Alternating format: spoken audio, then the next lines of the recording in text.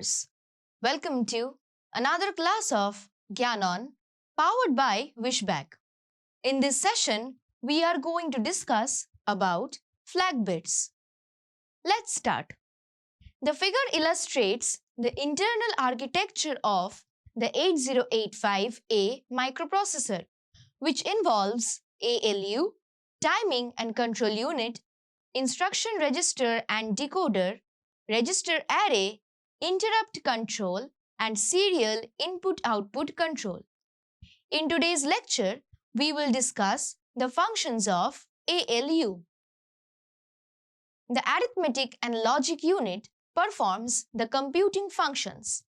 It comprises the accumulator, the temporary register, the arithmetic and logic circuits, and 5 flags. The temporary register is utilized to hold data during an arithmetic and logic operation. The result is stored in accumulator and flag register are set or reset according to the operation's result. The flags are affected through the arithmetic and logic operation in the ALU.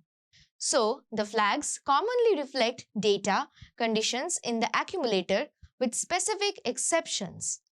There are 5 flags as follows: sign flag, zero flag, auxiliary flag, parity flag, carry flag. Let's discuss these flags one by one.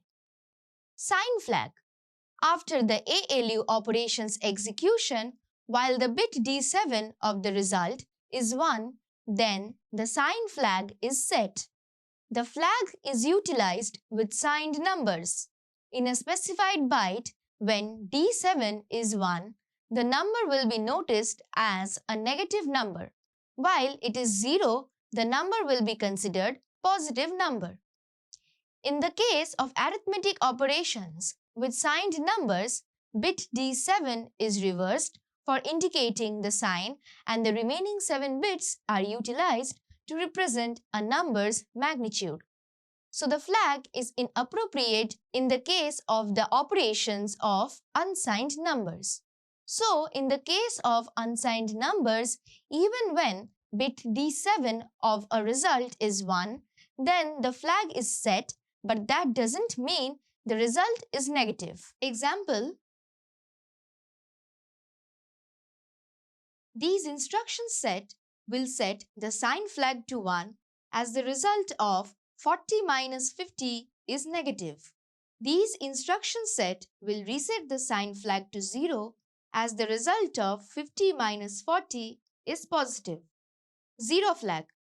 When the ALU operation results in 0, then the 0 flag is set. Otherwise, it is reset. This flag is improved though the results in the accumulator as well as in the other registers. Example: these set of instructions will set the 0 flag to 1 since 20H minus 20H is 00H. Auxiliary carry flag. In the case of an arithmetic operation, while a carry is produced through digit D3 and passed on to digit D4, the flag is set.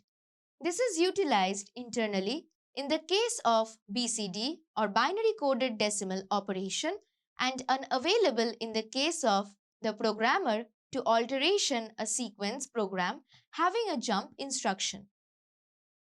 Example: these instruction set will set this flag to 1. Since on adding 2b and 38, addition of lower order nibbles b and 8 will produce a carry. Parity flag. After an arithmetic and logical operation, when the result has an even number of ones, the flag is set, and whereas it has an odd number of ones, then the flag is reset. Example: these instruction will set the parity flag to 1 since the BCD code of 06H is 00000110, which comprises even number of ones, that is 2. Carry flag. When the result of an arithmetic operation in a carry then the flag is set. Else it is reset. It serves as a borrow flag in the case of subtraction. Between the 5 flags, the carry flag and 0 flag are most generally used.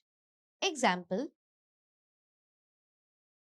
these set of instructions will set this flag to 1 since 40 minus 50 produces carry or borrow.